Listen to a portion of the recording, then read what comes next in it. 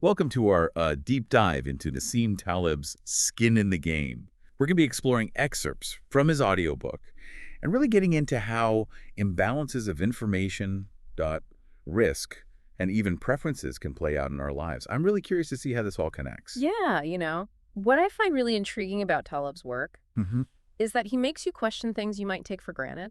We all know information is power, but he digs into the ethical side of that, especially when it comes to things like sales and transactions. Right. He starts off with this story about Roman fishermen trying to pass off bad turtle meat to the god Mercury. It's a pretty funny story, Yeah. but also makes you think, hey, has someone ever pulled a fast one on ME because they knew more than I did? That's exactly the point. Taleb argues that when one person knows way more than the other in a deal, it can become pretty unethical. And it's interesting because he brings up this concept from Islamic law called jurar that actually deals with this directly. Gerard, I've never heard of that before. It basically refers to a situation where one party is way too sure about the outcome of a deal. Because they have more information, it's seen as unfair and potentially exploitative. It really emphasizes transparency and fairness, which I think we can all appreciate. Absolutely. Makes you think about all those times you felt like a salesperson was hiding something, right? Now, this is where I think things get really interesting. Taleb throws out this idea of the minority rule, where a small but stubborn group can actually influence the choices of the majority. How does that work? It seems counterintuitive at first, but think about it in terms of business. Companies want the most customers, right? So if a small group has a very specific need or preference, it often makes more business sense to cater to them than to risk losing their business entirely. The majority is often more flexible. Ah, okay. That makes sense. He uses the example of halal meat in the UK. Muslims are a minority there, but a huge portion of the lamb sold is halal. Why? Because non-Muslims are fine eating halal, but Muslims won't eat non-halal meat, so businesses adapt. Precisely. It's a great illustration of how market forces can amplify the voice of a minority group. It's not always about numbers, about who's willing to budge and who absolutely won't. So if we think about this in our own lives, are there other places we see this happening? Definitely. Think about food choices, social customs, even product design. Once you start looking for it, you might be surprised how often the needs of a few shape the choices for many. Now, switching gears a bit, Taleb makes this really interesting comparison between modern companies and the medieval church's struggle with those independent gyrovague monks. I mean, monks and companies. How does that even connect? It's about control and freedom. Those monks were wandering around, basically self-sufficient.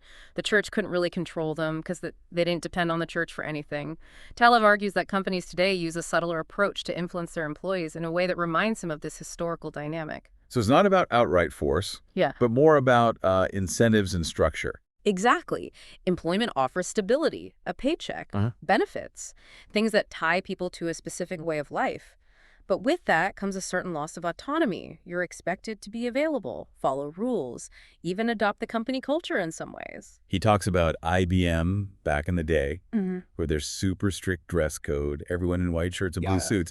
Even their social lives were often centered around the company. The point is, your identity can become so intertwined with your job that leaving feels incredibly risky. It's not just a job, it's a whole social structure. So people might stay even if they're not happy Mm. because the alternative feels too uncertain. That's a bit unsettling, isn't it? Makes you wonder, is the trade-off worth it? How much freedom are we willing to give up for that sense of security? It's a question each of us has to grapple with, but by recognizing these dynamics, we can at least make more informed choices. This whole idea of risk and security actually ties in with another fascinating point Taleb makes about how we perceive wealth. Why is it that we admire some wealthy people, like entrepreneurs, but often dislike others, like bankers, even though they're both rich? Yeah, that's always puzzled me. Is it just plain old envy? Or is there something deeper going on? Taleb argues that it has to do with this concept of skin in the game. We tend to respect people who've earned their wealth by taking genuine risks, putting their own capital and reputation on the line. So it's about the HOW, not just the HWMUCH.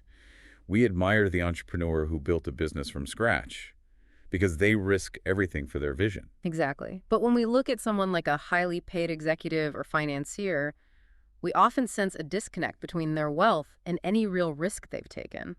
It feels like they're rewarded for working the system, not for creating something new or taking a chance on something bold. That reminds me of a study Taleb mentions about working-class Americans. Hmm. They admire people like entrepreneurs and celebrities who they see as having earned their success. But they often resent CEOs and other highly paid professionals because it feels like their wealth comes at the expense of others. And this perception of risk versus reward might even explain some of the appeal of someone like Donald Trump. Wait, really? How so? A lot of people assumed that Trump's wealth, combined with his history of bankruptcies, would turn off working class voters. But it might have actually had the opposite effect. So they saw those bankruptcies not as failures, but as proof that he was a risk taker. Exactly. He had skin in the game, and that resonated with them. Even if some of his ventures hadn't worked out, it added to his image as someone who wasn't afraid to take chances. It's fascinating how a perception of someone's wealth is so tied to the risks we perceive them to have taken. Yeah. It makes you think twice about the source of someone's fortune Yeah, and whether we admire them or not. absolutely. It's not just about the money, but about the story behind it. Now, Taleb throws out this really interesting thought experiment. Imagine you need surgery. You have a choice between two surgeons. One is picture perfect, Yeah. slim, articulate, with steady hands. The other is a bit rough around the edges, maybe even a bit overweight. Who would you choose? It's a tough choice, right? Most people would instinctively gravitate towards the surgeon who fits the stereotype. I know I would, but I have a feeling Taleb has a different take on this. He does. He argues that in fields like surgery, where people have a lot of skin in the game, competence should matter more than appearances. He'd actually choose the less conventionally impressive surgeon. Why is that? Wouldn't you want someone who at least looks like they know what they're doing? Think about it this way. If that surgeon has managed to build a successful career despite not fitting the mold, it suggests they've had to overcome even greater obstacles to prove their skills. Their work has to speak for itself. That's a good point. They've had to be even better to get to the same level. Exactly. But here's where it gets really interesting. Taleb contrasts this with fields where the skin in the game is lower, where the risks are less tangible. In those areas, image often becomes more important than competence. So in fields like politics or entertainment, Mm-hmm. where the connection between actions and consequences is less clear, a polished image can actually be more valuable than substance. Unfortunately, yes. Think about Ronald Reagan, an actor who became president. He was charismatic, he looked the part, and that played a huge role in his success. So skin in the game acts as a kind of filtering mechanism. When the stakes are high, competence rises to the top. But when the risks are less obvious, other factors, like image or popularity, can take center stage. That's a great way to put it. It's like a test of what truly matters. Makes you think about all the different areas of our lives and where we place value on image versus actual skill. Absolutely. It's something to be aware of when we're making decisions, whether it's choosing a doctor or even evaluating a political candidate. Taleb also talks about how the super rich, Hmm.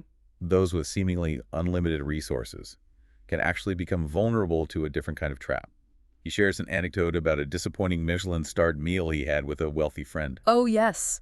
The meal was all presentation and no substance. And yet his friend, who could afford it, didn't seem to mind. Why is that? Taleb argues that the very wealthy can become less discerning consumers because their spending represents such a small percentage of their overall wealth. They have less skin in the game when it comes to individual purchases.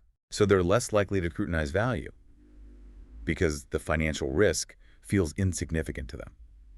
Almost like their money has less meaning because they have so much of it. That's a great way to put it. They might end up overpaying for luxury goods or experiences that aren't actually that enjoyable. It's almost a form of exploitation. They become easy targets for businesses that cater to their wealth, offering things that seem exclusive but aren't really worth the price. It's a fascinating paradox. The very wealthy, who seemingly have the most freedom of choice, can become trapped by their own affluence. It makes you wonder, how do you avoid that trap if you suddenly find yourself with a lot of wealth? It's a question worth pondering. Perhaps by focusing on intrinsic values and not getting caught up in status symbols or what others expect of you. So after this deep dive into skin of the game, I'm starting to see these imbalances everywhere. But what does it all mean for us regular folks who aren't dealing with Michelin star restaurants or running for president? Well, I think that's the beauty of Taleb's work. It gives us a new lens for understanding the world around us, no matter what our circumstances are. By recognizing these hidden dynamics of information, risk, and preference, we can make more informed choices in our own lives. Can you give me a specific example? It's about asking the right questions. The next time you're in a situation where information is being exchanged, let's say you're talking to a doctor, a salesperson, or even just a friend giving advice, ask yourself, who has more skin in the game here? Okay, so like, if a financial advisor is really pushing a particular investment, I should wonder if they're getting a commission on it, or if they're actually putting their own money where their mouth is. Exactly. Or if a doctor recommends a certain treatment, it's worth asking about other options and understanding why they're suggesting that specific one. Are there any potential biases based on their own experiences or relationships with pharmaceutical companies? Like a whole new level of awareness. It encourages us to be more critical thinkers, to not just accept information at face value, but to really dig into the motivations behind it. That's almost like a superpower, being able to see those hidden power dynamics. And it can be empowering too. It can help us avoid being taken advantage of, make better decisions for ourselves, and even negotiate more effectively. Wow, this has been such an eye-opening deep dive into skin in the game. We've explored everything from information asymmetry and the surprising power of minorities to the complex relationship between wealth, risk, and even our perceptions of success. And ultimately, I think Taleb's work reminds us that the world isn't always as it seems. There are all these hidden forces at play, and understanding them can give us a real advantage in navigating the complexities of modern life. So next time you're faced with a decision, big or small, remember to ask yourself, who has more skin in the game? It might just change your perspective on the entire situation. And that's a wrap on our deep dive. I hope you found it as insightful as we did. Thanks for joining us. We'll catch you on the next deep dive.